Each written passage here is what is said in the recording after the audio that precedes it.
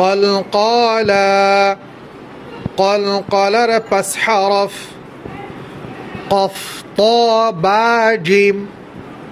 আর যদি দাল হয়, এই পাঁচ হরফে সাকিন থাকলে কলকলা করে পড়তে হয়। যেমন ইকরা তাজরি, কলকলা বলো তো কলকলা। কলকলার পাঁচ হরফ, কফ ত বা জিম। আর যদি দাল হয়, এই পাঁচ হরফে সাকিন থাকলে কলকলা করে পড়তে হয়। যেমন ইকরা তাজরি।